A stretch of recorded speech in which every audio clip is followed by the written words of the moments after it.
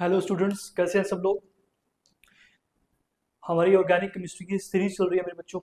Last time मैंने आपको van वाल फोर्सेस के बारे में समझाया, क्वेश्चन किए वहाँ पे हमने। तो जो आज का लेक्चर है वो है बहुत इंपॉर्टेंट है। इसका बहुत ज़्यादा यूज़ होगा आपका ऑर्गेनिक केमिस्ट्री में, और हर साल आपका जेई मेंस एडवांस नीट में क्वेश्चंस आते हैं यहाँ से, इस टॉपिक से। ठीक है जी। को कंसेप्ट को बहुत ध्यान से समझेंगे तो इंडक्टिव इफेक्ट पहले से पढ़ते हैं। अभी किस टॉपिक के अंडर आता है बच्चे, वो इंपॉर्टेंट है। वो आता है कि इलेक्ट्रॉन डिस्प्लेसमेंट्स इन कोवलेंट बॉन्ड्स। जो कोवलेंट बॉन्ड ऑब्वियसली है, ऑर्गेनिक जो कंपाउंड्स होते हैं उनमें ज़्यादातर क्या होते हैं, आपके कोवलेंट बॉन्ड होते हैं। ठीक है। तो कोवलेंट बॉन्ड में जो इलेक्ट्रॉन की डिस्प्लेसमेंट है तो वो कैसे होती है। अब बात इंपॉर्टेंट ये भी आती है कि हमें इसको पढ़ने की जरूरत क्या पड़ेगी। ठीक है, हमें क्या जरूरत पड़ेगी, इसकी नीड क्या है। तो स्टार्टिंग करते हैं, पहले ये समझते हैं केमिकल, आपकी जो केमिकल इक्वेशन है, जो 10th में भी आपने पढ़ा हुआ है कि केमिकल इक्वेशन क्या होती है। ठीक है। मैं पहले आपको बच्चे बेसिक आपको थोड़ा सा टच दूंगा कि इसकी हमें नीड क्यों है। वाई हम electronic displacement in covalent bond पढ़ रहे हैं, क्यों इंडक्टिव पढ़ेंगे, क्यों रेजोनेंस पढ़ेंगे, क्यों हाइपर कॉन्जुगेशन क्यों पढ़ने की क्या जरूरत है जी हमें, ये कंसेप्ट सीखने की क्या जरूरत है। तो उसका देखते हैं कि इसका यूज कहाँ पे होगा पहले, है ना। तो कहा गया केमिकल इक्वेशन क्या चीज होती है, सिंबॉलिक रिप्रेजेंटेशन है किसी भी केमिकल चेंज की। केमिकल चेंज जो हुआ है, अगर आपको सिंबल की फॉर्म में रिप्रेजेंट करते हैं उसको हम बोलते हैं केमिकल इक्वेशन। तो क्या है, symbolic representation, symbolic representation of of a chemical change. कोई भी केमिकल चेंज हो, अगर आप सिंबल के टर्म में उसको रिप्रेजेंट करते हैं, केमिकल इक्वेशन कहलाती है बच्चे। ठीक है। अब जो नेक्स्ट बात है, ऑर्गेनिक केमिस्ट्री में हम किसी भी केमिकल इक्वेशन लिखते क्या है, मतलब इन जनरल की बात कर रहा हूँ। इन जनरल हम ऑर्गेनिक केमिस्ट्री में कैसे लिखते हैं देखिएगा जरा। इन जनरल हम लिखते हैं सबस्ट्रेट, सबस्ट्रेट होता है और एक हमारे पास होता है रिएजेंट। और ये दोनों आपस में क्या करते हैं, रिएक्ट कर जाते हैं और हमें क्या मिलते हैं, प्रोडक्ट्स मिलते हैं। ठीक है जी। तो ये दोनों समय रिएक्टेंट ही है। एक रिएक्टेंट को सबस्ट्रेट कहा गया, दूसरे रिएक्टेंट को रिएजेंट कहा गया। अब समझने की बात, ये सबस्ट्रेट क्या होता है फिर। कहा गया सबस्ट्रेट वो होता है जिसके ऊपर अटैक होता है, और रिएजेंट वो चीज है या वो सब्सटेंस है या वो स्पीशीज है जो अटैक करेगी सबस्ट्रेट के ऊपर। समझ में आ गया जी बात। तो याद रखेंगे सबस्ट्रेट क्या है, one which is being attacked, which is being attacked, जिसके ऊपर अटैक होगा। और रिएजेंट क्या है, रिएजेंट वो स्पीशीज है जो अटैक करेगी सबस्ट्रेट के ऊपर।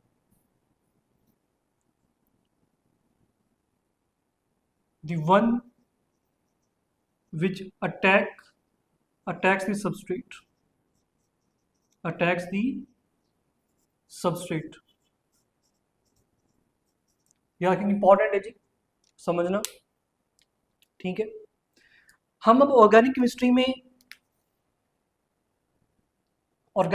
में जब कोई रिएक्शन हुई है ना, हमने कहा सबस्ट्रेट और रिएजेंट की। अब ये प्रोसीड कैसे करती है, इंपॉर्टेंट चीज ये भी समझते हैं कि रिएक्शन प्रोसीड कैसे करती है, क्योंकि इसको जानना बहुत जरूरी है कि how reaction proceeds, how reaction proceed. तो रिएक्शन कैसे प्रोसीड करती है मेरे बच्चे, जो आपका सबस्ट्रेट और रिएजेंट है जो भी है ना। मैं सबस्ट्रेट लिखता हूँ, सबस्ट्रेट को चेंज होता है पहले, सबस्ट्रेट के ऊपर अटैक करेगा कौन, रिएजेंट अटैक कर देगा, वो चेंज करता है इसको इंटरमीडिएट में, इंटरमीडिएट में, और फिर इंटरमीडिएट फर्दर कन्वर्ट होता है प्रोडक्ट में। ध्यान सुनिएगा क्या कहा, समझने की बात है। सबस्ट्रेट के ऊपर अटैक किया रिएजेंट ने तो इंटरमीडिएट बन गया, फिर इंटरमीडिएट फर्दर कन्वर्ट हुआ प्रोडक्ट में। अब यहाँ पे क्वेश्चन आता है कि ये इंटरमीडिएट क्या चीज़ है। तो इंटरमीडिएट बच्चे वो स्पीशीज होती हैं बहुत शॉर्ट लिव्ड, बहुत सम समय के लिए बनती हैं, बहुत कम समय के लिए बनेगी ड्यूरिंग द रिएक्शन। जब रिएक्शन हो रही है, रिएक्शन के दौरान, रिएक्शन के दौरान जो स्पीशीज बनती हैं बहुत कम टाइम के लिए, उनको हम इंटरमीडिएट बोलते हैं। समझ में आ गया? तो क्या होता है सबस्ट्रेट जो इंटरमीडिएट में, इंटरमीडिएट वो आपकी कोई भी स्पीसीज है, बहुत शॉर्ट लिव्ड स्पीसीज है which formed during the reaction, ठीक है, and they further react with the reactants and converted to products. Simple याद रखना इस बारे में। तो इंटरमीडिएट समझ चुके होंगे आप। इंटरमीडिएट क्या होता है? Intermediate very short lived species. एक बात और बताता हूँ यहाँ पे, ये बहुत रिएक्टिव भी होती हैं। Very short lived species and reactive formed during the reaction, formed during the reaction, जो रिएक्शन के दौरान बने, ठीक है, जिसको इंटरमीडिएट बोल देते हैं। अब नेक्स्ट चीज आती है कि जो साइंटिस्ट है उनको ये जानने की उत्सुकता रहती है कि हाँ कोई रिएक्शन हुई तो है, लेकिन हुई कैसे है। हमने इन जनरल बता दिया सबस्ट्रेट चेंज हुआ इंटरमीडिएट में, लेकिन वो इसके अंदर का मैकेनिज्म जानना चाहते हैं कि सबस्ट्रेट कैसे चेंज हो गया इंटरमीडिएट में, हुआ क्या था यहाँ पे। तो ये अब इस चीज को जब मैं पढ़ूंगा कि सबस्ट्रेट इंटरमीडिएट में चेंज हुआ, मैं जानना चाहता हूँ हुआ कैसे है, और इंटरमीडिएट चेंज हुआ प्रोडक्ट में कैसे हुआ भाई। ये जो स्टेप है, तो स्टेप बाय स्टेप जो डिस्क्रिप्शन है किसी भी केमिकल रिएक्शन, उसको मुझे बोलते हैं मैकेनिज्म। क्या बोलते हैं? Mechanism of the reaction. तो मैकेनिज्म ऑफ रिएक्शन हमें ये बताता है कि वो एक स्टेप बाय स्टेप डिस्क्रिप्शन है कि आपका जो रिएक्टेंट है वो प्रोडक्ट में कैसे चेंज हो गया। समझ में आया बच्चे? तो याद रखें इस बात को, इंपॉर्टेंट है। तो इसको थोड़ा सा रफ कर देते हैं यहाँ से, इसको नोट कर लीजिएगा पहले बच्चे, एक बार नोट कर लो इसको।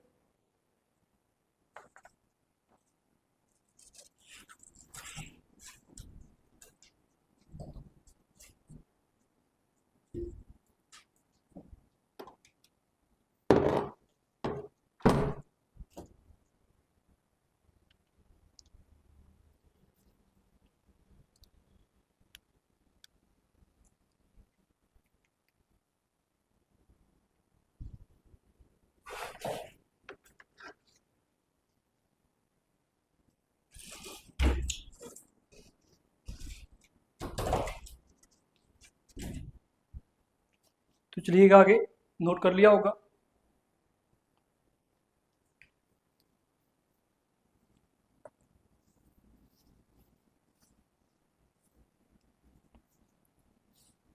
नेक्स्ट जो कंसेप्ट है मैंने आपको बताया कि मैकेनिज्म क्या चीज होती है ना, तो मैकेनिज्म को एक बार लिख लेते हैं। What do mean by mechanism? और मैंने आपको बता दिया, आपने वहां भी ये बात पढ़ी भी होगी आगे, केमिकल काइनेटिक्स जिन्होंने पढ़ चुके, जो +2 में केमिकल काइनेटिक्स पढ़ चुके हैं, अगर वो इस वीडियो को देख रहे हैं तो उनको ये भी पता होगा कि जो आपकी रिएक्शन है, कई रिएक्शन जो होती हैं वो वन स्टेप होती है, मतलब एक ही स्टेप में कंप्लीट हो जाती हैं। कुछ ऐसी रिएक्शंस होती हैं जो 2 स्टेप या उससे ज़्यादा स्टेप्स में कंप्लीट होती हैं। जो 1 स्टेप में कंप्लीट हो उसको बोलते हैं एलिमेंट्री रिएक्शन, और जो 2 या 2 से ज़्यादा स्टेप में कंप्लीट हो उनको बोलते हैं कॉम्प्लेक्स रिएक्शंस। ठीक है जी, ये बात भी आपको पता होनी चाहिए। ठीक है, तो यहाँ पे लिखते हैं रिएक्शंस में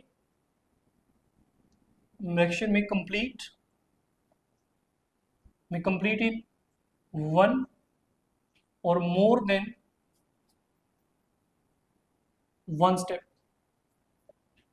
ठीक है जी बात, जो 1 स्टेप में कंप्लीट हो जाए, completed in 1 step,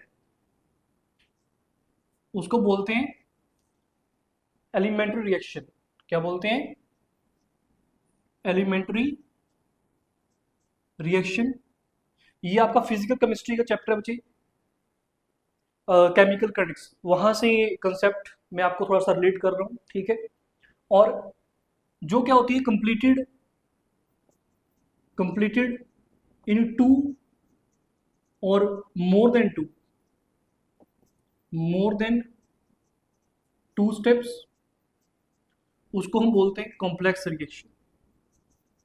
complex reaction याद रखिएगा। अब नेक्स्ट ये बात है कि चलो हो गया, अब मैकेनिज्म क्या हो, अगर वो आपने समझाना है कि स्टेप बाय स्टेप समझाना है कि रिएक्शन हुई कैसे है, ठीक है, उसको बोलते हैं मैकेनिज्म। तो क्या कहा है, step by step, step by step detailed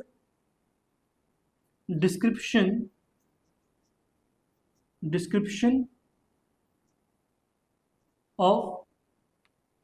of a chemical reaction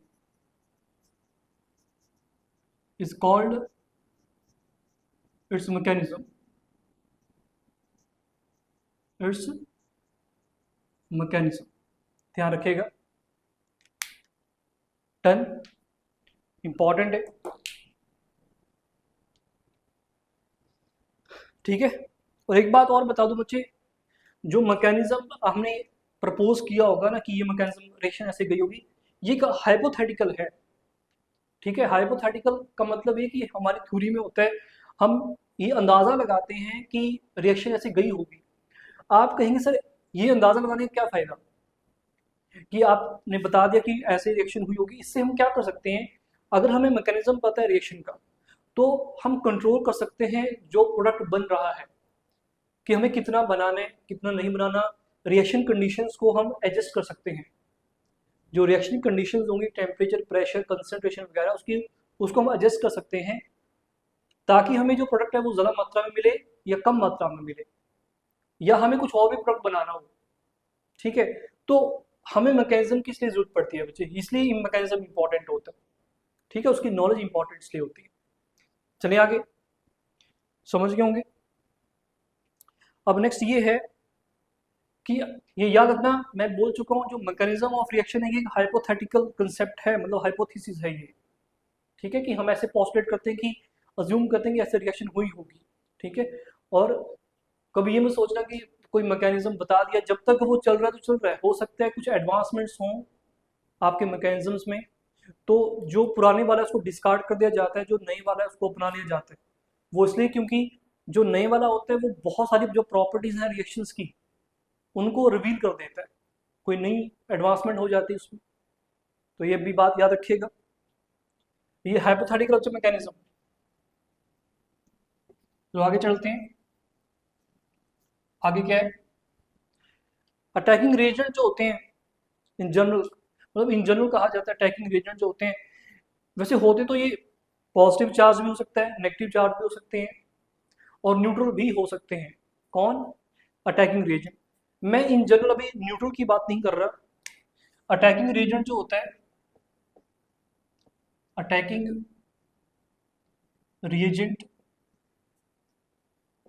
in general बात कर रहा हूँ बच्चे, मैंने आपको वैसे बता दिया ये न्यूट्रल भी हो सकता है, it may be positively charge और मे बी नेगेटिवली चार्ज।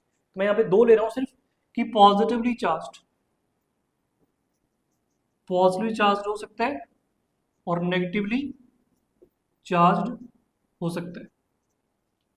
तो कहिए पॉजिटिव चार्ज का क्या मतलब है, देखो सिंपल सी बात है, जो पॉजिटिव चार्ज है तो मतलब इलेक्ट्रॉन डेफिशिएंट हुआ ये, तो ये क्या करेगा, ये सबस्ट्रेट के उन सेंटर पे अटैक करेगा जहां पे इलेक्ट्रॉन ज़्यादा है, मतलब इलेक्ट्रॉन डेंसिटी ज़्यादा है, समझ में आ गया।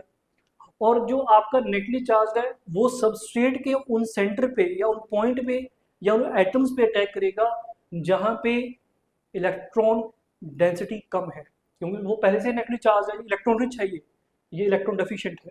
तो इलेक्ट्रॉन डेफिशिएंट कहाँ करता है अटैक, जहाँ पे ज़्यादा इलेक्ट्रॉन है, जहाँ पे इलेक्ट्रॉन डेंसिटी ज़्यादा होगी। और नेगेटिव चार्ज कहाँ अटैक करेगा, पहले से इलेक्ट्रॉन रिच है, जहाँ पे इलेक्ट्रॉन डेंसिटी कम होगी, क्योंकि ऑब्वियसली पॉजिटिव नेगेटिव क्या करता है, अटैक करता है, ठीक है जी। तो इस बात को भी याद रखिएगा इंपॉर्टेंटली, ठीक है जी। तो इसको लिख ले, चाहे आप अटैक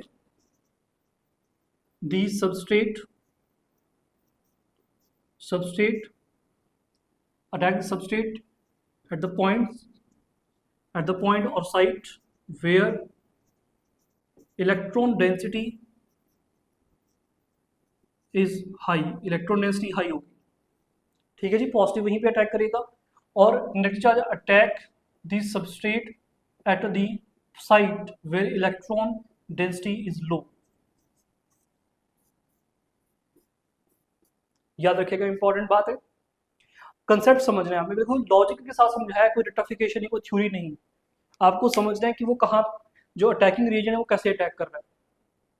अगर पॉजिटिव चार्ज है तो जहाँ पे इलेक्ट्रॉन डेंसिटी ज़्यादा होगी वहाँ करेगा, और जो नेगेटिव चार्ज होते हैं वो वहाँ पे करेगा जहाँ पे इलेक्ट्रॉन डेंसिटी लो है। इन सबको समझाऊंगा मुझे जब रिएक्शन आएंगी, आपको रट्टा मारने की जरूरत नहीं पड़ने वाली वहाँ पे, कंसेप्ट समझिएगा, ठीक है। अब नेक्स्ट आता है कि ये पॉजिटिव चार्ज सेंटर कैसे बनते हैं, है ना। अब आप कहेंगे सर हमें कैसे तो लगेगा कि जो सबस्ट्रेट है वहाँ पे कहाँ पे इलेक्ट्रॉन डेंसिटी ज़्यादा है सबस्ट्रेट में और कहाँ पे इलेक्ट्रॉन डेंसिटी कम है ना।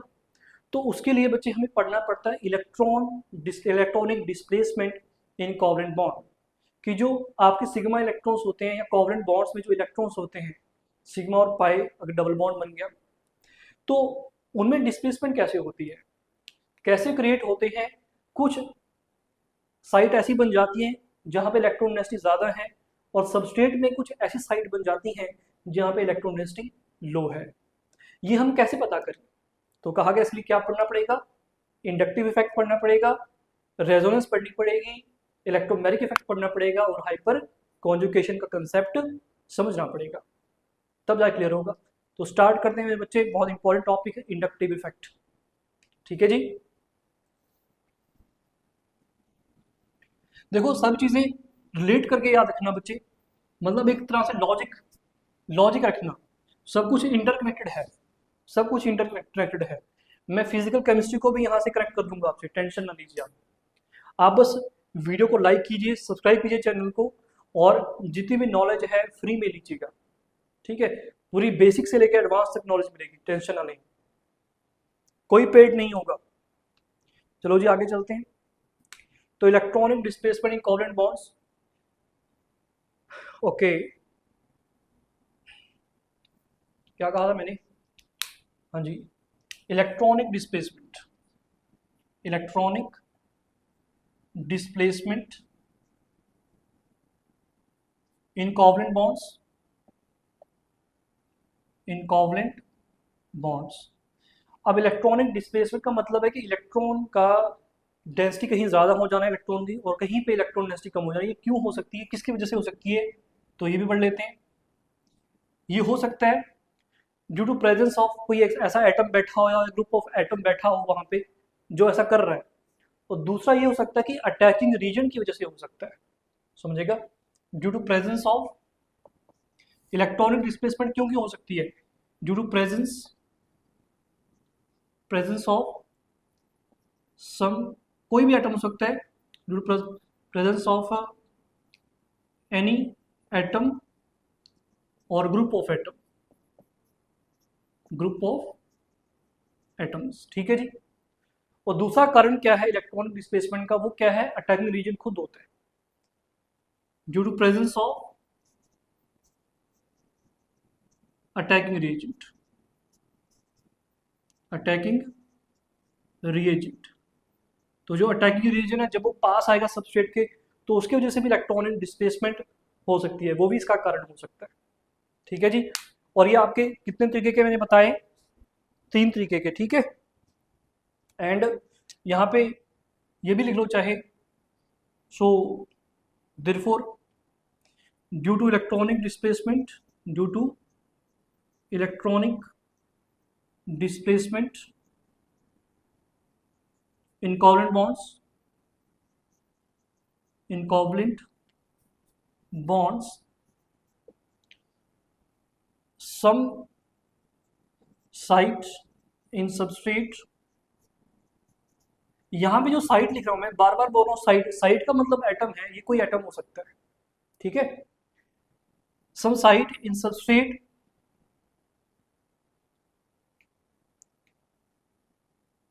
some site in substrate have low electron density, low electron density, and other site have high electron density।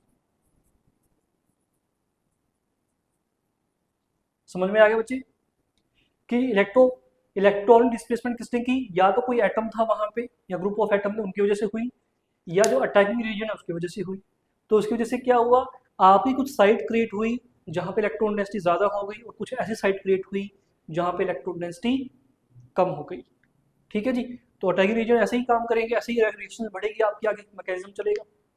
तो अब इनको समझने के लिए हम पढ़ते हैं कि ऐसा हुआ क्यों है ना, क्यों इलेक्ट्रॉन डेंसिटी कहीं पे लो है कहीं पे ज़्यादा है।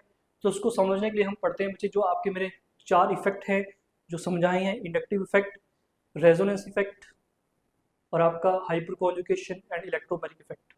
ठीक है जी। तो चलिएगा स्टार्ट करते हैं। इसको नोट कर लें, जिसको कर जल्दी करना है पॉज कर लीजिएगा और नोट कर लीजिएगा मेरे बच्चों। ठीक है, मैं आगे बढ़ता हूँ।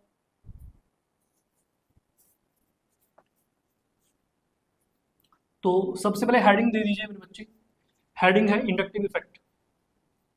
ये 4 टाइप्स के हैं, वैसे मैं आपको बता ही दिया। पहले सबसे हम पहले करेंगे कौन सा, इंडक्टिव इफेक्ट करेंगे और फिर उसकी एप्लीकेशन भी करेंगे। मैं आपको क्वेश्चन करके दिखाऊंगा, एग्जाम्पल दूंगा कि अप्लाई कैसे करते हैं इंडक्टिव इफेक्ट को क्वेश्चन में। ठीक है, तो हेडिंग है बच्चे इंडक्टिव इफेक्ट। हमारा फर्स्ट टाइप इंडक्टिव इफेक्ट। ठीक है, तो इंडक्टिव इफेक्ट क्या चीज होती है,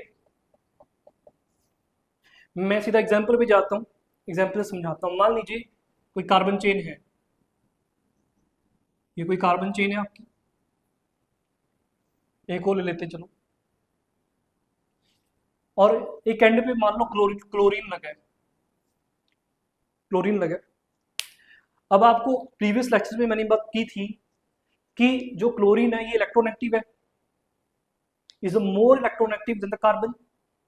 अगर मोर इलेक्ट्रोनेगेटिव है कार्बन से, तो जो ये शेयरिंग में इलेक्ट्रॉन गए हैं ये वाले, ये जो 2 इलेक्ट्रॉन शेयरिंग में है जिनकी वजह से बॉन्ड बने, सिग्मा बॉन्ड बने, ये किसकी तरफ ज्यादा होंगे, क्लोरीन की तरफ। तो कहने का मतलब ये हुआ कि जो इलेक्ट्रॉन क्लाउड है वो किसकी तरफ ज्यादा होगा, टूवर्ड्स द क्लोरीन। अगर इलेक्ट्रॉन क्लाउड क्लोरीन की तरफ होगा तो क्लोरीन पे पार्शियल नेगेटिव आ जाएगा, और क्लोरीन पे पार्शियल नेगेटिव और कार्बन पे पार्शियल पॉजिटिव चार्ज। क्यों आया, due to the high electronegativity difference between carbon and chlorine. Done. अब जो ये पॉजिटिव चार्ज डेवलप हुआ इस कार्बन पे, लेट्स से दिस कार्बन में C1, this one with C2, this with C3, C4 and C5।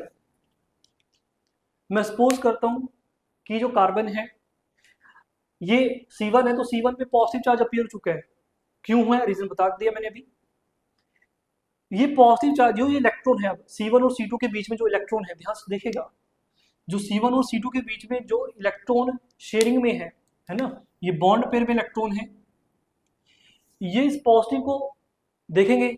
अब क्या होगा भाई, पॉजिटिव नेगेटिव को अट्रैक्ट करता है, तो इसका मतलब ये हुआ कि जिस C1 और C2 के बीच में जो बॉन्ड पेयर था उसके इलेक्ट्रॉन किसकी तरफ ज्यादा होंगे, C1 की तरफ ज्यादा जाएंगे।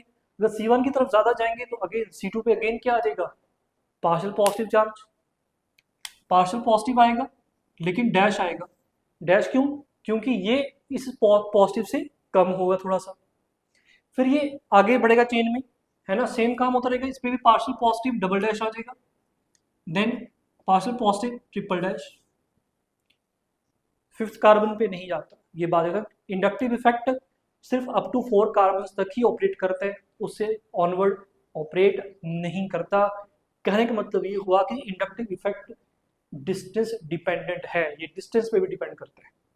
आप जितनी ज्यादा दूर जाएंगे उस पोलर बॉन्ड से, ये पोलर बॉन्ड था ना, अकेला ही पोलर बॉन्ड था, इस पोलर बॉन्ड की वजह से ही तो सब कुछ हुआ है। असल में क्लोरीन ने किया क्या, क्लोरीन ने सिर्फ इस कार्बन के इलेक्ट्रॉन को अपनी तरफ डिस्प्लेस नहीं किया, इसने जो कार्बन की चेन है अप टू 4 कार्बन, उन सभी इलेक्ट्रॉन्स को अपनी तरफ खींच लिया है। समझ पा रहे होंगे आप, डन है, समझ आ गया। तो चलो इसी को बोलते हैं बच्चे inductive effect, this phenomena is called inductive effect. ठीक है, तो इसको मैं अब लिखता हूँ। एक बात और यहाँ पे मैं आपको बता दूं, ये क्यों था, मोर इलेक्ट्रोनेगेटिव एटम, तो ये पोलर बॉन्ड बन गया जिसकी वजह से। और कहने का मतलब ये हुआ कि इलेक्ट्रॉन डेंसिटी इसकी तरफ जा रही है, देखो इलेक्ट्रॉन डेंसिटी कहाँ जा रही है, इसकी तरफ जा रही है। ठीक है, ज्यादातर ये खींच रहा है इलेक्ट्रॉन डेंसिटी अपनी तरफ। यहाँ पे जो पार्शियल पॉजिटिव होगा, delta positive is greater than partial positive dash which is greater than further this one again this one. ये बात याद रखना इंपॉर्टेंट है। चलो जी, तो डिफाइन कर दें इसको, क्या समझ में आ गया होगा मेरे ख्याल से आपको बहुत अच्छे से। तो डिफाइन करते हैं the process of displacement, the process of displacement of sigma electron. ध्यान रखिएगा सिग्मा इलेक्ट्रॉन्स का है, पाई इलेक्ट्रॉन नहीं कहा मैंने। यहाँ पे दिख ही रहा है कोई पाई इलेक्ट्रॉन नहीं है, जहाँ सिग्मा बॉन्ड है ये। The process of displacement of sigma electrons, ठीक है जी, sigma electrons along the saturated carbon chain, along the saturated carbon chain. कौन सी कार्बन चेन? सैचुरेटेड, मतलब सिंगल बॉन्ड में, डबल बॉन्ड में ऑपरेट का मतलब सिंपल क्लियर कट हो गया। जो इंडक्टिव फैक्टर है वो डबल बॉन्ड में ऑपरेट नहीं करता होगा, ठीक है। Along the saturated carbon chain, ठीक है, ड्यू टू प्रेजेंस ऑफ किसकी प्रेजेंस की वजह से? ड्यू टू प्रेजेंस ऑफ ये पोलर बॉन्ड की प्रेजेंस की वजह से, due to presence of polar covalent bond at the end of the chain, at the end of the chain. इसी को इंडक्टिव इफेक्ट कहा जाता है। ध्यान रखेंगे, बहुत चीजें यहाँ पे नोट हुई हैं। डिस्प्लेसमेंट सिग्मा इलेक्ट्रॉन्स की है, पाई इलेक्ट्रॉन्स की नहीं। Along the saturated carbon chain, मतलब सिंगल जो कार्बन चेन होती है उसमें इंडक्टिव इफेक्ट ऑपरेट करता है। किसकी वजह से है? Due to polar covalent bond present, due to the presence of polar covalent bond at the end of the chain. तो जो मॉलिक्यूल होगा उसके एंड पे कोई ना कोई पोलर कोवलेंट बॉन्ड बना होगा, जिसकी वजह से इंडक्टिव इफेक्ट आपका पिक्चर में आता है। डन है मेरे बच्चे? तो आगे चलते हैं। यहाँ पे लिख लीजिए, कैरेक्टरिस्टिक्स लिख लीजिएगा मेरे बच्चे। कैरेक्टरिस्टिक्स ऑफ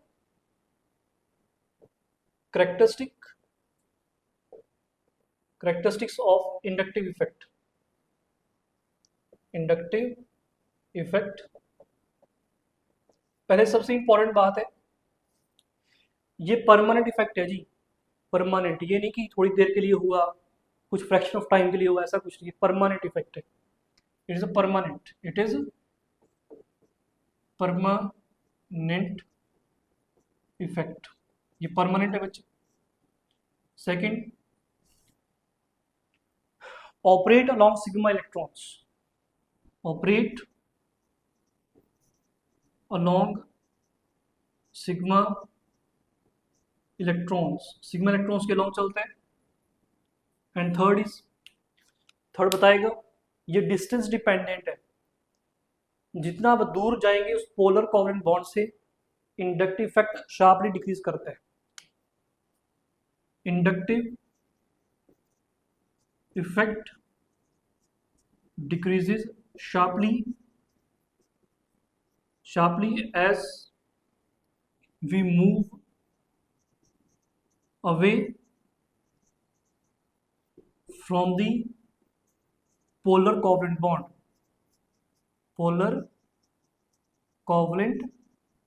bond, समझ में आ गया जी? Done, very good. नोट कीजिएगा बात को।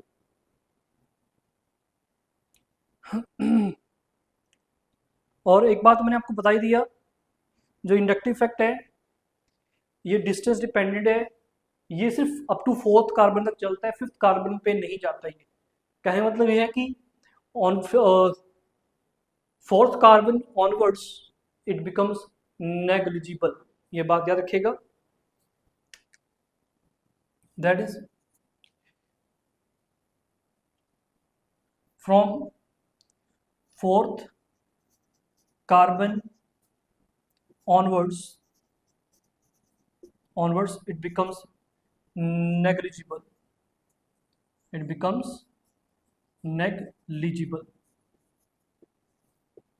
याद रखें, मुझे इंपॉर्टेंट पॉइंट है।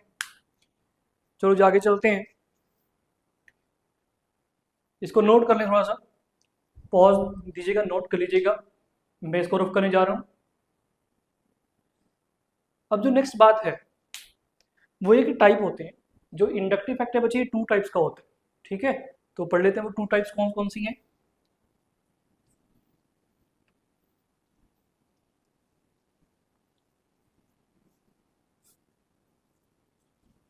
तो देखिएगा, types of inductive effect, types of inductive effect, ठीक है। तो types of inductive effect 2 types के हैं बच्चे, एक है पॉजिटिव इंडक्टिव इफेक्ट और सेकंड है नेगेटिव इंडक्टिव इफेक्ट, ठीक है। Types, first type positive inductive effect,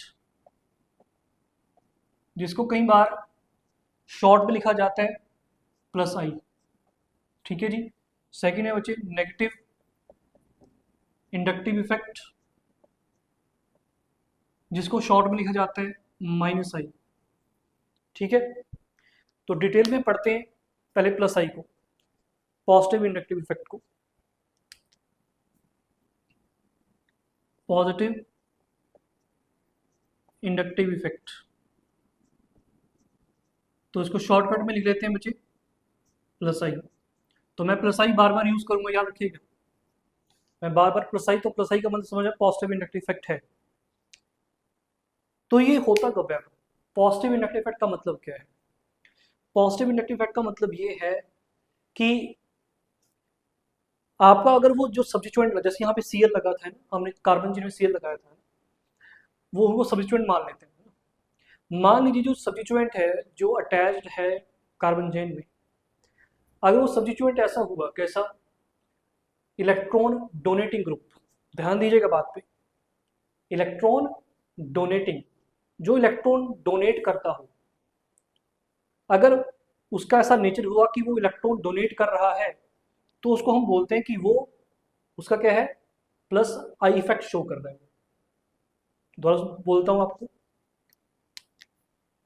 electron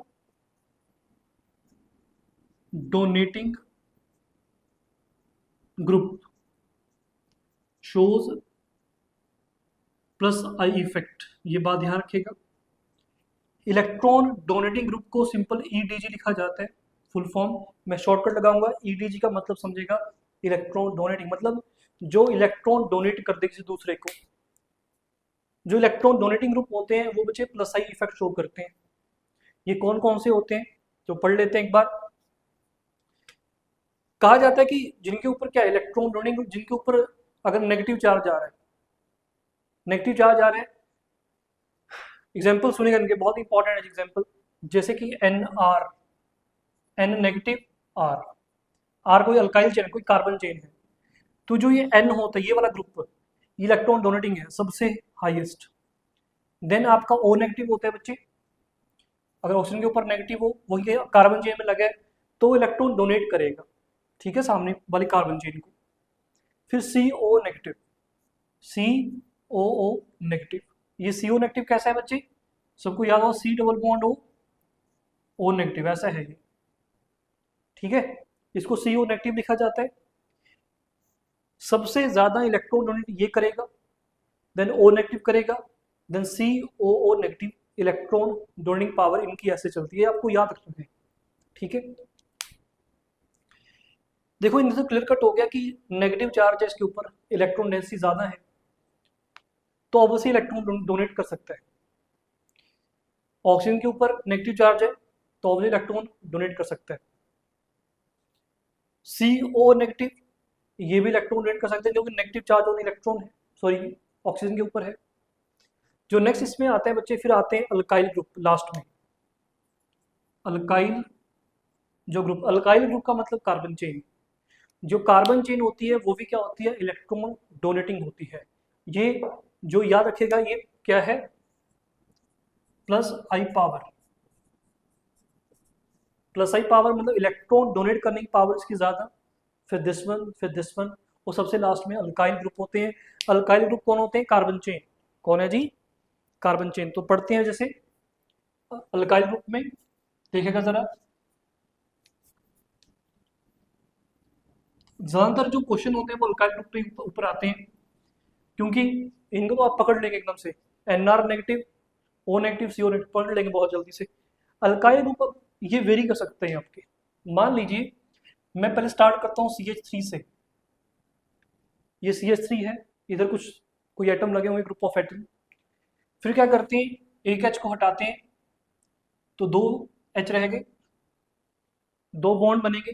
मान लेते हैं कि जो एक बॉन्ड है वो किसी और के साथ बना होगा, और यहाँ पे एक R लगे, R का मतलब कार्बन चेन है जी, R का मतलब कार्बन चेन, या थोड़ा सा और शॉर्टकट करना चाहते हैं CH3 लगाते हैं आप इसके पास, CH3 फॉर कन्वीनियंस। R भी लगा सकते हैं, R का मतलब carbon chain, it may be 1 carbon, may be 2, may be 3, may be 4। अगर मैं एक CH और निकाल, एक H और निकाल देता हूँ, तो एक H और निकाल देते हैं तो यहाँ पे एक CH3 और यहाँ पे एक CH3 लगा देते हैं, फिर H एक और निकाल देते हैं तो CH3, CH3, CH3। हमें क्या बताना है, हमें ये बताना है कि इलेक्ट्रॉन डोनेटिंग ज्यादा कौन है, which one is more electron donating. तो याद रखें, जितना अल्काइल ग्रुप बिगर होगा उतना वो इलेक्ट्रॉन डोनेटिंग ज्यादा होगा, उसका प्लस साइन उतना ही ज्यादा है, बच्चे याद रखेंगे। तो यहाँ पे इलेक्ट्रॉन डोनेट ये ज्यादा कर सकते हैं, ठीक है जी, ये ज्यादा इलेक्ट्रॉन डोनेट करेंगे ये, उसके बाद फिर ये करेगा, और यहाँ पे तो आपको पता है CH3 ही है आपका, ठीक है। तो सबसे हाईएस्ट इलेक्ट्रॉन डोनेटिंग ये है आपके, ठीक है, ये अल्काइल ग्रुप। जो ये अल्काइल ग्रुप है इसको हम क्या बोलते हैं, प्राइमरी। समझाया था मैंने आपको, प्राइमरी क्यों बोल रहे हैं जी, 1 डिग्री, क्योंकि जो कार्बन है is directly connected to only 1 carbon, this carbon is connected to 2 carbon, तो secondary, and similarly this is 3 degree carbon. तो इसका मतलब ये हुआ जो टर्शरी अल्काइल ग्रुप होता है वो सबसे ज्यादा इलेक्ट्रॉन डोनेट करता है, ठीक है जी। तो याद रखेंगे ये प्लस I पावर इस तरफ इंक्रीज हो रही है, ठीक है जी। इसको शब्दों में अगर स्टेटमेंट की फॉर्म में लिखना है तो आप ये लिख सकते हैं, मोर अल्काइलेटेड द कार्बन चेन, मोर अल्काइलेटेड, अल्काइलेटेड का मतलब है उसके ऊपर कितने ज्यादा अल्काइल ग्रुप लगे होंगे, जितने ज्यादा अल्काइल ग्रुप लगेंगे उतना ज्यादा वो इलेक्ट्रॉन डोनेटिंग होगा, ठीक है मेरे बच्चों। तो चलो आगे चलते हैं, इसको ऐसे लिख पाएंगे यहाँ, that is more substituted the alkyl group comma stronger it's plus I effect, मतलब उतनी ही इलेक्ट्रॉन डोनेट करने की क्षमता ज्यादा है उसकी। तो नेक्स्ट चलते हैं, नेगेटिव इंडक्टिव इफेक्ट मेरे बच्चों, है ना। अब आएगा नेगेटिव इंडक्टिव इफेक्ट।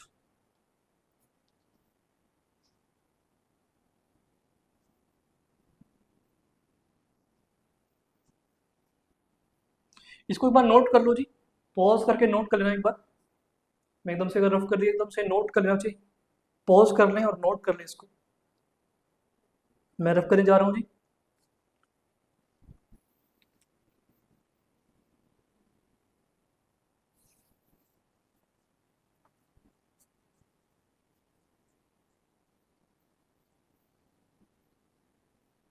चलो जी आगे चलते हैं,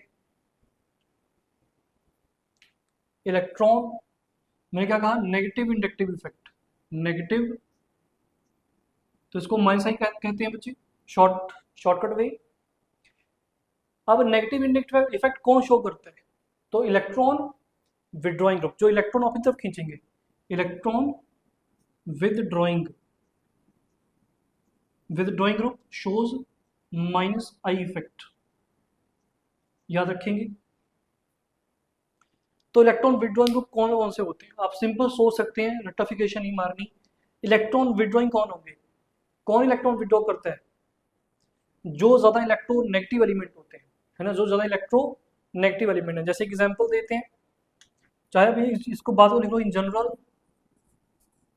मोर electronegative atoms, more electronegative atom, atom attached,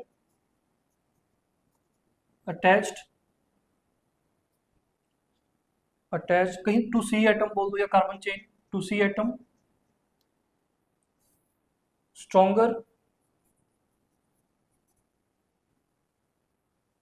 stronger, it's minus I effect. ठीक है जी, आप इन जनरल याद रख सकते हैं इस बात को, कंसेप्ट को। अब हम इसको यूज करके देखते हैं कि अलग अलग डिफरेंट जो इलेक्ट्रॉन डोनेटिंग ग्रुप होते हैं वो कौन कौन से, इनको थोड़ा सा याद भी करना पड़ेगा बच्चे। सबसे पहले होता है आपका NF3, NF3 पॉजिटिव, नाइट्रोजन के ऊपर पॉजिटिव, तो ऑब्वियसली पॉजिटिव है ये नाइट्रोजन, नाइट्रोजन इलेक्ट्रोनेगेटिव एलिमेंट होता है, लेकिन चार्ज क्या आ गया उसके ऊपर, पॉजिटिव। और जो फ्लोरीन है वो वैसे भी इलेक्ट्रोनेगेटिव ज़्यादा होते हैं, तो ये क्या करेंगे, जो इनके साथ एटम लगे होंगे या कार्बन चेन लगी होगी, उनसे क्या करेंगे, इलेक्ट्रॉन डेंसिटी अपनी तरफ खींचेंगे, तो मतलब इलेक्ट्रॉन विड्रॉइंग हो गई। ठीक है जी। फिर आपका हो सकता है बच्चे NH3, इसके बाद NH3 positive, again positive charge, then CF3, CF3 fluorine लगे कार्बन के साथ अगर 3, तो ये भी हाईली इलेक्ट्रॉन विड्रॉइंग ग्रुप है बच्चे, CF3 ध्यान रखेंगे।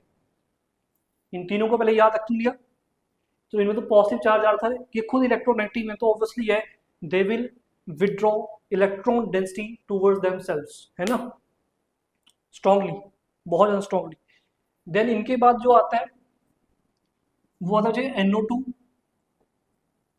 NO2, then CN, nitro group, nitro group बताया हुआ है मैंने प्रीवियस लेक्चर में, nitro group, this is 3 triple bond in CN, cyanide, तो ये भी स्ट्रांगली विड्रॉइंग है, बहुत स्ट्रांगली विड्रॉइंग है बच्चे। ठीक है।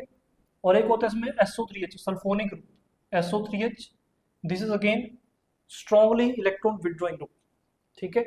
नेक्स्ट जो आपने याद रखना है वो है COCl, COCl, then CHO, aldehyde आ जाएगा आपका, देन अमाइड, अमाइड, हाँ COR, C डबल बॉन्ड, नहीं अमाइड नहीं, एस्टर, हाँ अमाइड आएगा, C डबल बॉन्ड R, ये अमाइड तो फिर ज़्यादा हो जाएगा, अमाइड में तो NH2 होता है, उसमें तो NH2 हो जाएगा बच्चे।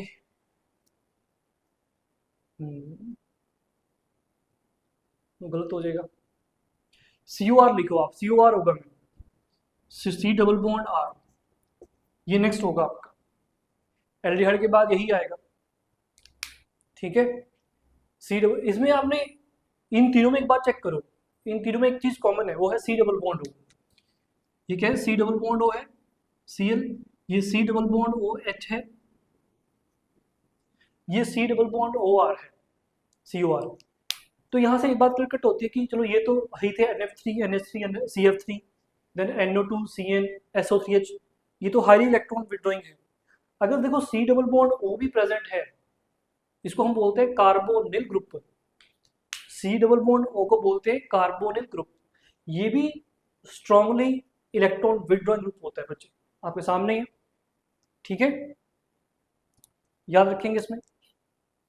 अब इसको आप सपोज करो कि आप कहेंगे सर इसमें तो आपने कंसेप्ट बता दिया, देखो नाइट्रोजन है, फ्लोरीन डायरेक्टली लगा है, नाइट्रोजन फ्लोरीन दोनों इलेक्ट्रोनेगेटिव है, तो they will strongly electron withdrawing होंगे। देन N के साथ H आ गया तो थोड़ी जो इलेक्ट्रॉन टेंडेंसी है खींचने की वो कम होगी। फिर कार्बन डायरेक्टली कनेक्ट हो गया, पहले फ्लोरीन तो नहीं ना, कार्बन है ना पहले तो थोड़ी सी कम होगी, और पावर -I पावर कम होगी थोड़ी सी, और NO2 ऑक्सीजन है लेकिन कैसी है, यहाँ पे नेगेटिव चार्ज होता है, मैंने आपको बताया NO2 का स्ट्रक्चर कैसा होता है, NO2 का स्ट्रक्चर कैसा होता है, डबल बॉन्ड O, यहाँ पे O नेगेटिव, ये पॉजिटिव। ठीक है, तो उसके बाद CN आता है। अब देखो अगेन कार्बन अटैच है, पहले यहाँ पे नाइट्रोजन था तो ये ज़्यादा इलेक्ट्रोनेगेटिव है, देन SO3H होता है, S डबल बॉन्ड, क्योंकि हमें पता है सल्फर की इलेक्ट्रॉन नेगेटिविटी कम होती है थोड़ी सी। ठीक है, उसके बाद आपका ये तो मैंने आपको बताया C डबल बॉन्ड हो, ये बहुत ज़्यादा इलेक्ट्रॉन विड्रॉइंग ग्रुप है, स्ट्रॉन्गली इलेक्ट्रॉन विड्रॉइंग ग्रुप है, C डबल बॉन्ड हो, C डबल बॉन्ड हो, C डबल बॉन्ड हो। पहले Cl आएगा याद रखना, एसिड हलाइड्स भूलना नहीं है। देन आपका कौन है, एल्डिहाइड है मेरे बच्चे। चलें आगे। देन आपका आता है इसके बाद fluorine, chlorine, bromine, iodine. Then ये है आपके, याद रखेंगे, इंपॉर्टेंट है। देन आपका आता है बच्चे hydroxy, OH group, OH group. और फिर आता है आपका मेरे ख्याल से CH double bond CH2, alkene. और लास्ट में एक आएगा आपका बेंजीन रिंग, बेंजीन रिंग। देखो बेंजीन रिंग का भी माइनस आई होता है, मतलब जो बेंजीन होती है ये भी इलेक्ट्रॉन विड्रॉ करती है किसी दूसरे ग्रुप से, मतलब इलेक्ट्रॉन विड्रॉ करने की टेंडेंसी है, इलेक्ट्रॉन देने की टेंडेंसी नहीं है, लेकिन लीस्ट है, लेकिन है तो है ना, याद रखेंगे। चलो आगे चलते हैं। इसके बाद अगर आपको चीज और आती है वो H हो जाता है, हाइड्रोजन। अब हम हाइड्रोजन क्या करें, हाइड्रोजन सबसे लास्ट में क्यों लगाया गया यहाँ पे। अब हाइड्रोजन एक तरह का हमारा रेफरेंस हो गया, मतलब जो हाइड्रोजन से इस तरफ आएंगे वो क्या होंगे, उनका -I होगा, और जो उस तरफ आएंगे उनका +I होगा। तो कहा गया हाइड्रोजन क्या होता है, हाइड्रोजन ना ही +I होता है बच्चे और ना ही -I इफेक्ट होता है, ये बात याद रखना, ठीक है। ये जस्ट रेफरेंस के लिए यूज किया जाता है, इसको नोट कर लो मेरे बच्चे एक बार, ठीक है, अच्छे से नोट करना। जैसे समझाया मैंने इनको तो वैसे ही याद रखना, ठीक है। नेक्स्ट चलते हैं, कुछ और एग्जाम्पल देखते हैं जो हमने यहाँ से सीखा है। देखते हैं कि अगर हमारे पास कुछ और एग्जाम्पल आ जाए तो हम कैसे करेंगे।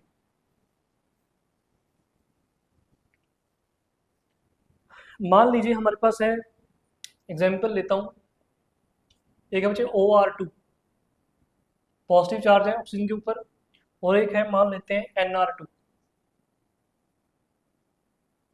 मैं ये पूछ रहा हूँ -I पावर ज्यादा किसकी है, कौन स्ट्रॉन्गली इलेक्ट्रॉन विड्रॉइंग है दोनों में से। आप लॉजिक लगाओ, लॉजिक क्या देखो, R2 दोनों में सेम है, पॉजिटिव चार्ज दोनों के ऊपर है, तो इलेक्ट्रॉन विड्रॉइंग तो होंगे, वो भी स्ट्रॉन्गली इलेक्ट्रॉन विड्रॉइंग होंगे। ज्यादा कौन है भाई, ऑक्सीजन की इलेक्ट्रोनेगेटिविटी ज्यादा होती है नाइट्रोजन से, तो इलेक्ट्रॉन क्या करेगा, it will strongly pull the electron towards itself. So OR2 की जो -I पावर है वो ज्यादा है, याद रखेंगे, समझ आ गया बच्चे, -I पावर।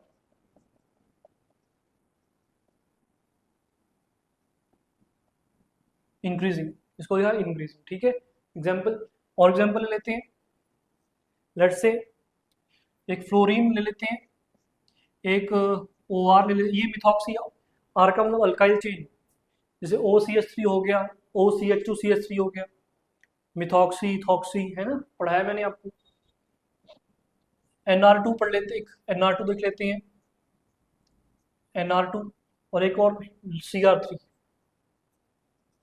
अब आप खुद बताओ, अगर मान लो ये ABC, मान लो इसको ABCD, तो बताओ किसका ज्यादा -I ज्यादा किसका होगा, या इलेक्ट्रॉन स्ट्रॉन्गली इलेक्ट्रॉन विड्रॉइंग कौन है, बताओ जरा। देखो यहाँ पे फ्लोरीन है, यहाँ पे, और ध्यान समझना, मैं थोड़ा सा इसको ओपन अप करता हूँ। ये R लगा है, यहाँ NR2 था, मतलब R ऐसे नहीं, 2 R लगे होंगे, यहाँ पे 3 R लगे हैं। R का मतलब क्या था, R का मतलब था, क्या था जी R का मतलब, अल्काइल चेन, मतलब कार्बन चेन। हमें अभी पढ़कर आए हैं जो कार्बन चेन है उसका तो +I होता है, वो तो इलेक्ट्रॉन डोनेट करती है। तो एक बार बताओ, यहाँ पे कोई इलेक्ट्रॉन डोनेटिंग है, यहाँ पे से इलेक्ट्रॉन विड्रॉइंग है फ्लोरीन, यहाँ पे ये जो R होगा ये ऑक्सीजन की तरफ क्या करेगा, इलेक्ट्रॉन डेंसिटी देगा। पर हमें एज अ होल बात कर रहे हैं, एज अ होल ये इलेक्ट्रॉन विड्रॉइंग होगा या इलेक्ट्रॉन डोनेटिंग होगा, इलेक्ट्रॉन विड्रॉइंग, क्योंकि ऑक्सीजन सामने है।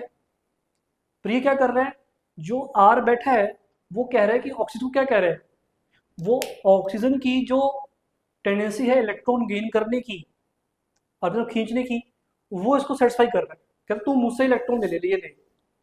तो जो इधर कार्बन चेन होगी उसको उससे कम इलेक्ट्रॉन खींचेगा ये। यहाँ पे सेम, यहाँ पे 2 आर हैं जो अपना प्लस आई से इसको देंगे, सेटिस्फाई करेंगे इलेक्ट्रॉन डेंसिटी देके, और यहाँ पे तो भाई 3 है, तो क्लियर कट हो गया। सबसे स्ट्रॉन्गली इलेक्ट्रॉन विड्रॉइंग कौन हुआ? ऑब्वियसली फ्लोरीन, देन दिस, समझ आ गया जी। दिस इज क्या होगी? माइनस आई पावर, मतलब इलेक्ट्रॉन विड्रॉइंग माइनस आई पावर इंक्रीज करेगी इस तरफ, समझ आ गया?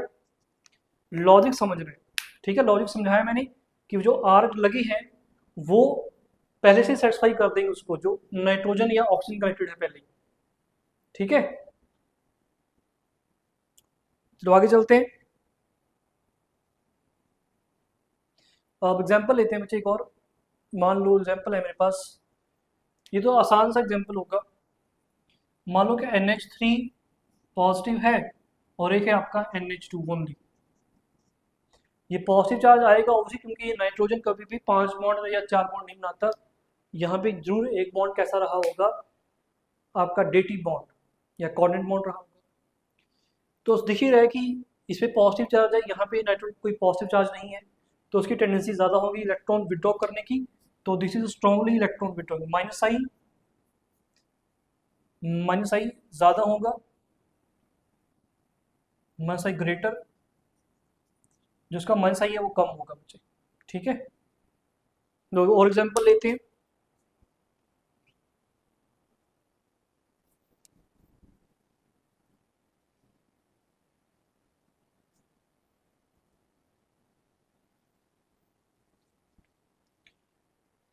ये लीजिएगा, मान लो मेरे पास एग्जांपल है एक CHO ले लेते हैं। CHO मतलब एल्डिहाइड, और एक ले लेते हैं आपका CH2OCH3। ये ईथर है मेरे ख्याल से आपका ना, ये ईथर का कुछ पार्ट होगा, है ना? इससे कुछ और इधर लगा होगा, वो हमें कुछ पता नहीं। ये ईथर ईथर पार्ट है, ये आपका एल्डिहाइड है। तो बताओ ज़्यादा इलेक्ट्रॉन विड्रॉइंग कौन होगा? मैंने हिंट दिया था आपको थोड़ी देर पहले कि जो C डबल बॉन्ड होता है ये स्ट्रॉन्गली इलेक्ट्रॉन विड्रॉइंग है ऑब्वियसली, लेकिन यहाँ पे क्या हो रहा है? ऑक्सीजन इलेक्ट्रॉन विड्रॉइंग होती है, लेकिन जो ये CH3 है ये बैठा है, ये इसकी जो इलेक्ट्रॉन गेन करने की टेंडेंसी है उसको सेटिस्फाई कर रहा है, आपके सामने है। तो सेटिस्फाई कर रहा है, तो ये दूसरी चेन से क्या करेगी? थोड़ा कम इलेक्ट्रॉन खींचेगी अपनी तरफ, ये ज़्यादा खींचेगा भी, यहाँ पे कोई है ही नहीं, तो this will withdraw electron density more. तो माइनस आई ज़्यादा किसका होगा? CHO ग्रुप, एल्डिहाइड का, एज कम्पेयर टू ईथर। याद रखना, ये आपका एल्डिहाइड ग्रुप है, ये ईथर है बच्चे, ठीक है? अगर ऐसा होता है, this is minus I power, इस तरफ माइनस आई पावर इंक्रीजेस, ठीक है जी? ये एग्जाम्पल होगा। नेक्स्ट एक और एग्जाम्पल लेते हैं। मान लीजिए हमारे पास है C triple bond N, CN है मतलब, एक हो गया CH डबल बॉन्ड NH2, ठीक है? CH डबल बॉन्ड NH2, और एक हो गया आपका CH2NH2, लाइक दिस। तो बताओ किसकी ज़्यादा टेंडेंसी है इलेक्ट्रॉन को अपनी तरफ खींचने की?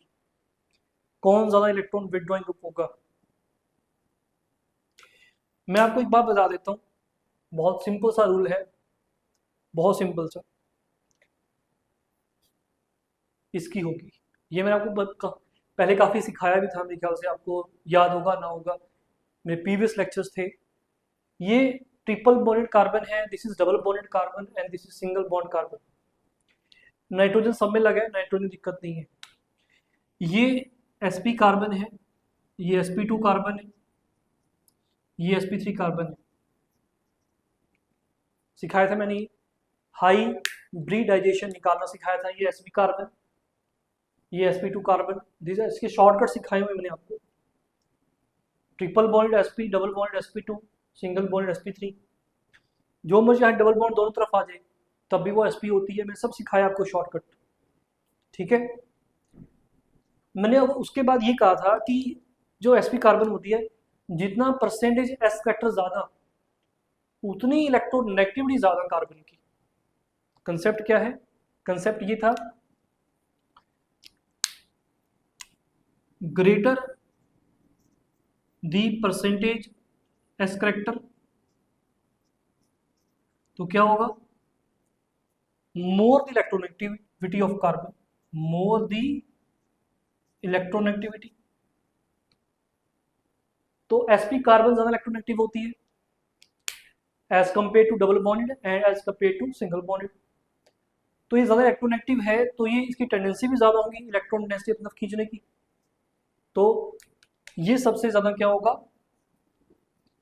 इसका इलेक्ट्रॉन विड्रॉइंग सबसे ज्यादा होगा इफेक्ट। ठीक है जी।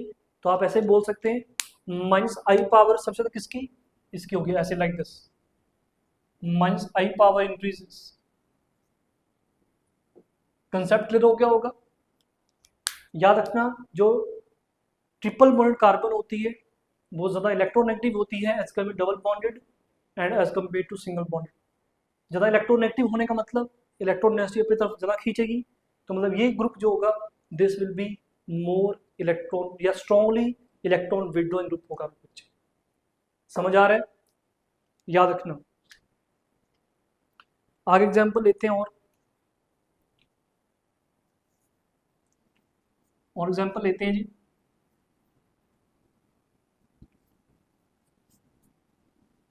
ये लीजिए एग्जांपल। एग्जांपल है, मान लो एक बेंजीन रिंग है। हमें पता है बेंजीन रिंग का माइनस आई इफेक्ट होता है।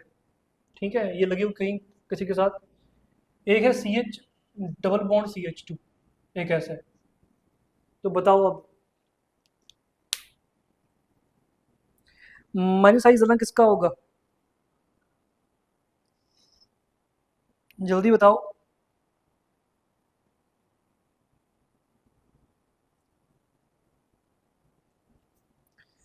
इलेक्ट्रॉन विड्रॉइंग पावर किसकी ज्यादा, इसकी या इसकी? बताओ, देखते हैं आप क्या सीखे अब तक। इसमें दोनों में बात यह है कि दोनों में कार्बन डबल बॉन्डेड है, ये भी डबल बॉन्डेड है, ये भी डबल बॉन्डेड है ना? तो जल्दी बताओ किसकी पावर ज्यादा होगी, माइनस आई किसका ज्यादा होगा? ठीक है, बताओ जरा। ये आपके लिए क्वेश्चन दिया मैंने आपको। ठीक है, देखते हैं कमेंट में कीजिएगा कि इन दोनों में से माइनस स्ट्रॉन्गली माइनस आई किसका है, स्ट्रॉन्गर माइनस आई किसका है, कौन ज्यादा इलेक्ट्रॉन विड्रॉइंग ग्रुप है। ठीक है जी, ये अपनी एग्जांपल दे दिया मैंने आपके लिए। होमवर्क इसमें कमेंट करके मुझे बताना, ठीक है? नहीं आएगा तो कमेंट में लिख देना सर नहीं हुआ, मैं आपको बताऊंगा फिर। तो नेक्स्ट एग्जांपल, तो एग्जांपल तो हो गया, अब इसकी एप्लीकेशंस देखते हैं बच्चे। इसको नोट करना, एप्लीकेशंस देखते हैं, एप्लीकेशंस क्या है। एप्लीकेशन ऑफ, इन सबको लगा के देखते हैं क्वेश्चंस कैसे आएंगे। ठीक है, application of inductive effect, applications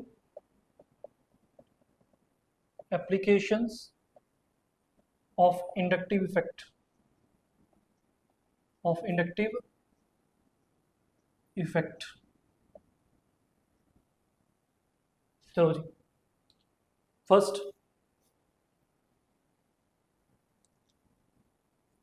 पहली एप्लीकेशन इसकी, आप इंडक्टिव इफेक्ट के थ्रू क्या समझा सकते हैं, कहने का मतलब ये है। तो कहा गया जो कार्बोकटाइन होते हैं उनकी स्टेबिलिटी समझा सकते हैं, स्टेबिलिटी ऑफ कार्बोकटाइन समझा सकते हैं जी, स्टेबिलिटी ऑफ कार्बोकटाइन। तो कार्बोकटाइन क्या चीज है, पहले तो ये पता करना पड़ेगा। What do mean by कार्बोकटाइन? कार्बोकटाइन, देखो जो ये शब्द है कटाइन, ये तो सुना होगा। कटाइन का मतलब क्या है कि पॉजिटिव चार्ज है एटम के ऊपर। कार्बो का मतलब कार्बन के ऊपर पॉजिटिव चार्ज है जी, समझ आ गया होगा। तो मतलब क्या होता है, कार्बोकटाइन ऐसा कुछ दिखता होगा, ये कार्बन है, ये 3 बॉन्ड बनाई है, जो 4th बॉन्ड नहीं बना, कोई उसका इलेक्ट्रॉन चुरा ले गया, तो उसके ऊपर पॉजिटिव चार्ज आ जाता है कार्बन के ऊपर। ऐसा कोई दिखने वाला स्ट्रक्चर जो होता है उसको हम बोलते हैं कार्बोकटाइन। क्या बोलते हैं? कार्बोकटाइन। याद रखना, कार्बोकैटायन में दिख रहा है कि पॉजिटिव चार्ज कार्बन होती है और जो इलेक्ट्रॉन पेयर है इसके पास वो कितने हैं, 6 हैं जी। बॉन्डिंग में जो पेयर है इलेक्ट्रॉन कितने हैं, 6 हैं। ठीक है जी। तो क्या है, carbocation positively charged carbon surrounded by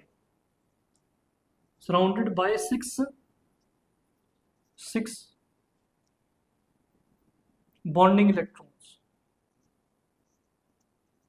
ठीक है जी, उसको हम बोलते हैं कार्बोकैटायन। अब इसकी स्टेबिलिटी बता सकता है कौन, इंडक्टिव इफेक्ट। तो देखिए एग्जांपल लेते हैं आपके साथ, चलो जी।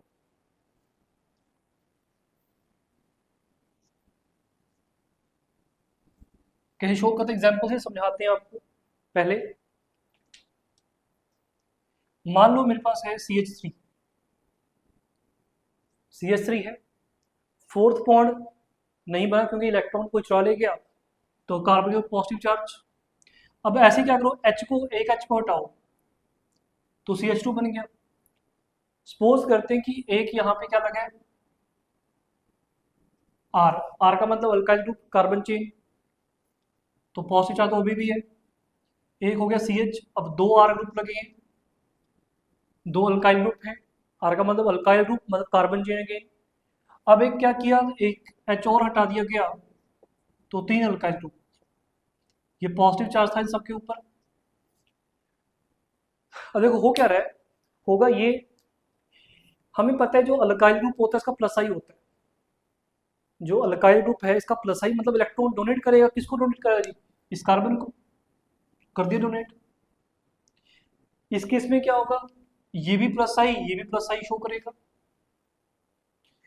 यहां भी ये 3 शो करेंगे। तो क्या हुआ, इलेक्ट्रॉन डेंसिटी दे रहे जी पॉजिटिव कार्बन को। अगर इलेक्ट्रॉन डेंसिटी पॉजिटिव कार्बन पे जाएगी तो जो पॉजिटिव चार्ज होगा वो डिस्पर्स होगा। डिस्पर्स होने का मतलब कम हो जाएगा, रिड्यूस हो जाएगा। अगर रिड्यूस हो जाएगा तो जो कार्बन की टेंडेंसी है इलेक्ट्रॉन को पाने की, ऑब्वियसली क्योंकि उसका बैलेंस, जो वैलेंस शेल में 8 इलेक्ट्रॉन होने चाहिए ना, है कितने, 6 हैं। ऑक्टेट कमिट समझते हैं ना सब, तो यहाँ पे ऑक्टेट कमिट होना चाहिए था।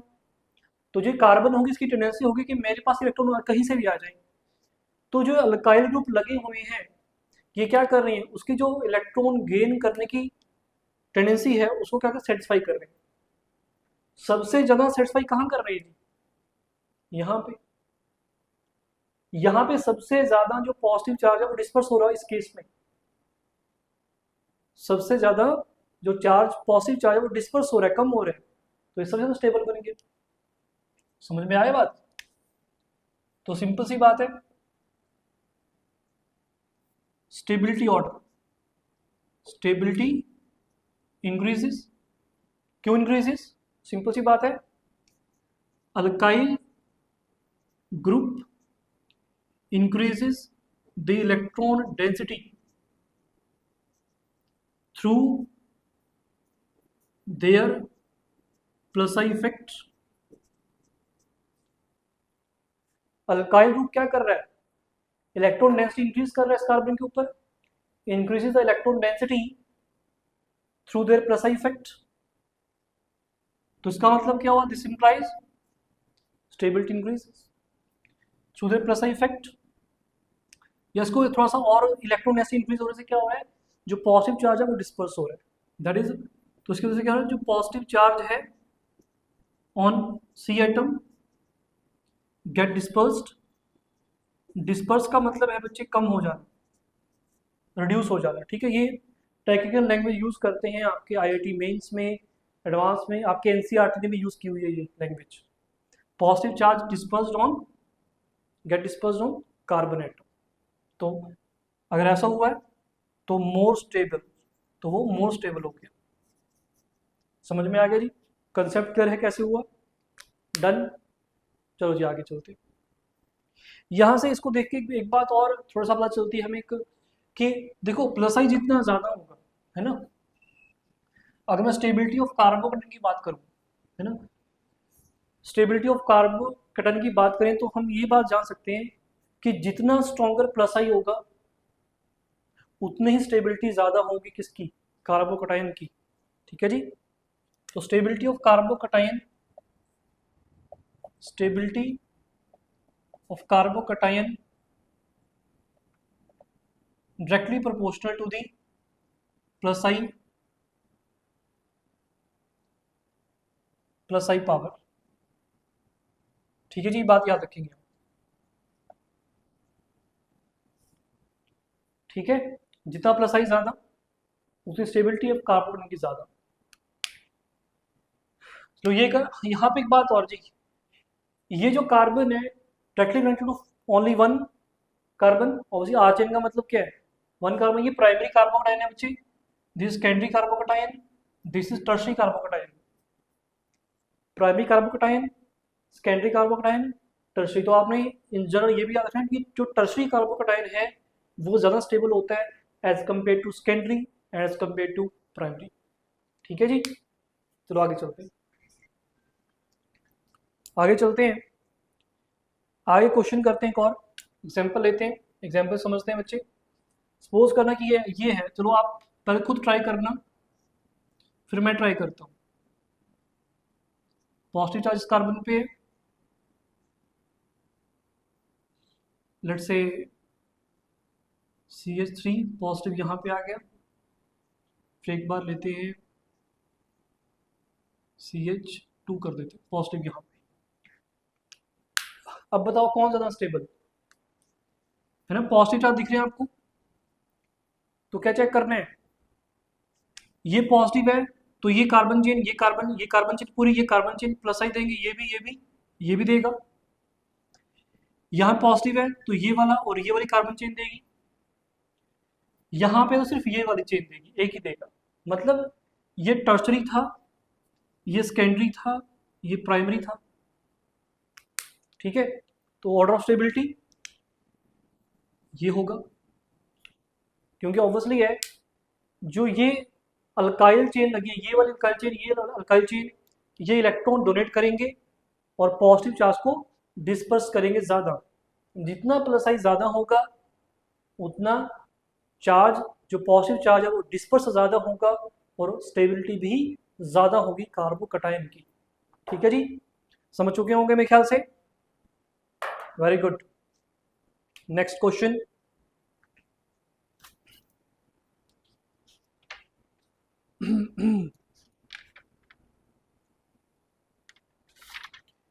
एक आपको मैं और बता दूं, आपने हाइड्रोजन के आइसोटोप सुने होंगे। हाइड्रोजन के 3 आइसोटोप्स होते हैं, कौन से, प्रोटियम, ड्यूटेरियम एंड ट्रिटियम। ठीक है, ट्रिटियम को T से, ड्यूटेरियम को D से और प्रोटियम को S से नोट किया जाता है। कई बार जेई मेंस में इन पे भी क्वेश्चन आ जाता है कि बताओ इनमें से प्लस आई इफेक्ट ज्यादा किसका, कौन ज्यादा, ऑब्वियसली ये प्लस आई ज्यादा कौन शो करता है इनमें से, तो याद रखना ये कहता है ट्रिटियम, देन ड्यूटेरियम और प्रोटियम सबसे लीस्ट प्लस आई होता है। तो याद रखेंगे इस बात को, this is increasing power, increasing plus I power. ठीक है जी, सबसे ज्यादा इलेक्ट्रॉन डोनेटिंग T है tritium, then deuterium, then protium जो कि H है खुद। चलें आगे, समझ में आ गया जी।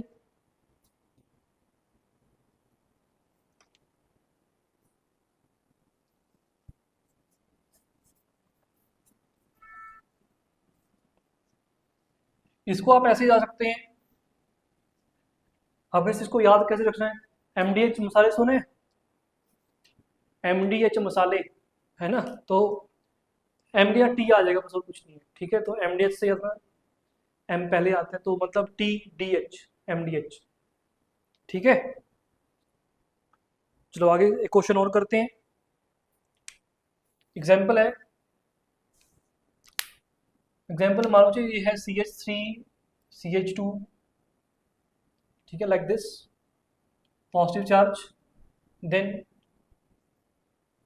CH2 CH2 पॉजिटिव, यहाँ पे मान लेते हैं Cl एक, ठीक है, क्लोरीन लगे, देन CH2 CH, यहाँ पे एक Cl और यहाँ पे एक Cl, लाइक दिस।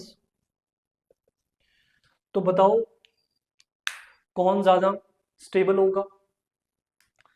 देखो चेक क्या करने हैं, बस ये चेक करने हैं कि आपका जो ग्रुप लगे वहाँ पे वो इलेक्ट्रॉन डोनेटिंग है कि इलेक्ट्रॉन विड्रॉइंग है। ये अल्काइल ग्रुप लगे तो अल्काइल ग्रुप क्या करता है जी, इलेक्ट्रॉन डोनेट करता है, तो इलेक्ट्रॉन डोनेट करेगा तो पॉजिटिव चार्ज को डिस्पर्स करेगा।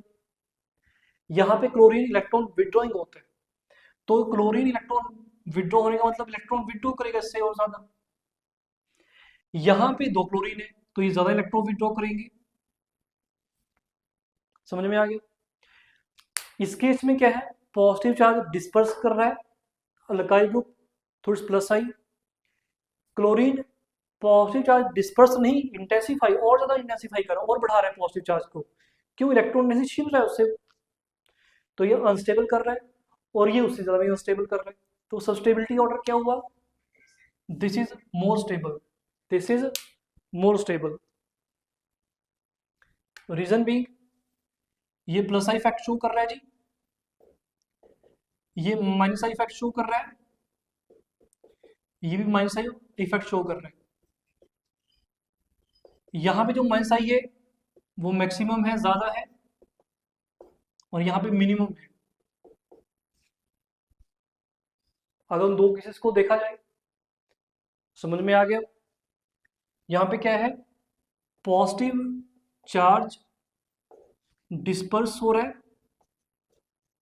Dispersed through plus I effect, और यहां पे क्या हो रहा है, पॉजिटिव चार्ज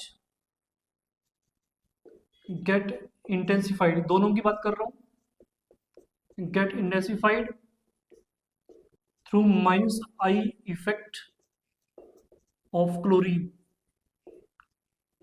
क्योंकि क्लोरीन इलेक्ट्रोनेगेटिव एलिमेंट है जी, वो अपनी तरफ खींचे, इलेक्ट्रॉन विड्रॉइंग इफेक्ट है इसका। ठीक है, तो समझ आ गया होगा। और इंटेंसिफाई हो रहा है तो डिस्टेबल, डिस्पर्स हो रहा है तो स्टेबल। ये क्यों है, क्योंकि ये ज्यादा है Cl यहाँ पे कम है। समझ आ रहा है। चलो आगे चलते हैं। ये समझ आएगा बच्चे आपको।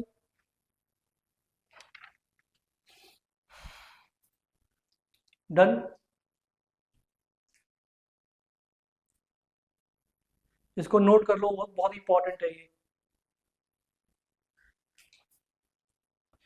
तो यहाँ पे स्टेबिलिटी ऑफ कार्बोकरण समझाई, जो नेक्स्ट एप्लीकेशंस हैं बच्चे वो भी समझेंगे, जैसे कि stability of carbon anion, then जो एसिड स्ट्रेंथ होती है कार्बोक्सिलिक एसिड्स की, वो acid strength of alcohols and basic strength of alkyl amines, उन पे भी कैसे असर डालता है आपका कौन, इंडक्टिव फैक्टर, वो भी हम समझेंगे नेक्स्ट लेक्चर में।